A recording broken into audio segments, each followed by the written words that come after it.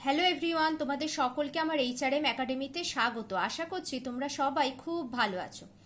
আজকে আমি ক্লাস 12-এর শক্তি পরিচালনার মধ্যে শক্তি পরিচালনার মূল্যায়ন এবং সময় ও শক্তি সাশ্রয়ের ব্যবস্থা সম্বন্ধে আলোচনা করব। প্রথমেই আমরা জানব শক্তি পরিচালনার মূল্যায়ন কিভাবে করা হয়। শক্তি পরিচালনা নিখুঁত, বিজ্ঞানসম্মত এবং আধুনিক হলে কম শক্তি ব্যয় করে অনেক বেশি কাজ করা যায়। গৃহের কাজে শক্তি পরিচালনা সঠিকভাবে হয়েছে কিনা তা জানার জন্য মূল্যায়ন করা প্রয়োজন। মূল্যায়ন করার জন্য আমাদের কতগুলো প্রশ্নের মাধ্যমে মূল্যায়ন করতে হবে। প্রথম প্রশ্ন হচ্ছে উদ্দেশ্য অনুযায়ী শক্তি পরিচালনা করা হয়েছে কিনা। তারপরে জানতে হবে ব্যক্তির শক্তি অনুযায়ী কাজের পরিকল্পনা করা হয়েছে কিনা, কাজ করার পেশনা অনুভব হয়েছিল কিনা, কাজের জন্য আনন্দদায়ক পরিবেশ ছিল কিনা, কাজের তালিকায় অবসরের ব্যবস্থা ছিল কিনা, কাজের জন্য অবসাদগ্রস্ত হয়ে পড়েছিল কিনা, বড় কাজকে ছোট ছোট অংশে ভাগ করে লক্ষ্য পূরণের মাধ্যমে প্রত্যেকটা পর্যায়ে কাজের সাফল্য উপলব্ধি হয়েছে কিনা, ব্যক্তির অপছন্দ কাজের জন্য পরিকল্পনায় কোনো পরিবর্তনের ব্যবস্থা করা হয়েছে কিনা, এবং সবশেষ প্রশ্ন হচ্ছে অবসাদ দূর করার জন্য কাজের মাঝে বিশ্রাম এবং অবসরের ব্যবস্থা করা হয়েছে কিনা।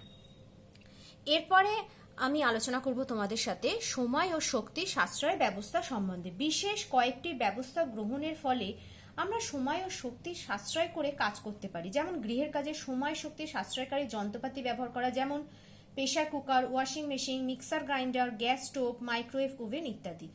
সঠিক পর্যায়ক্রম অনুযায়ী কাজের পরিকল্পনা সময় ও শক্তি সাশ্রয়ে সাহায্য করে। যেমন ভারী কাজগুলো একসাথে না করে মাঝে হালকা বা মাঝারি ধরনের কাজগুলি করার পরিকল্পনা করা হলে সময় ও শক্তি উভয়ই সাশ্রয় হয়। কাজের জিনিসপত্রগুলি ব্যবহারের প্রয়োজনীয়তা অনুযায়ী রাখা প্রয়োজন। যেমন রান্নাঘরে যে জিনিসগুলো প্রত্যেক দিন ব্যবহার করা হয় সেগুলি দেহের উচ্চতার সাথে সামঞ্জস্য রেখে সংরক্ষণ করা হলে সেগুলি হাতের নাগালে থাকার ফলে ব্যবহার করতে সুবিধা হয়। এর ফলে জিনিসপত্র খুঁজে বের করতে সময় নষ্ট হয় না এবং শক্তি সাশ্রয় হয়। কাজ শুরু করার আগে কাজের প্রয়োজনীয় জিনিসপত্র সংগ্রহ করে রাখা হলে সময় ও শক্তির সাশ্রয় হয়। যেমন রান্না শুরুর আগে রান্নার পাত্র, খাদ্য সামগ্রী যেমন চাল, ডাল, শাকসবজি, মাছ এবং মশলা ইত্যাদি সংগ্রহ করে রাখলে কাজগুলো খুব ভালোভাবে করা যায়। বারে বারে ভাড়ারে গিয়ে জিনিসপত্র সংগ্রহ করতে হয় না বলে সময় শক্তির সাশ্রয় হয়।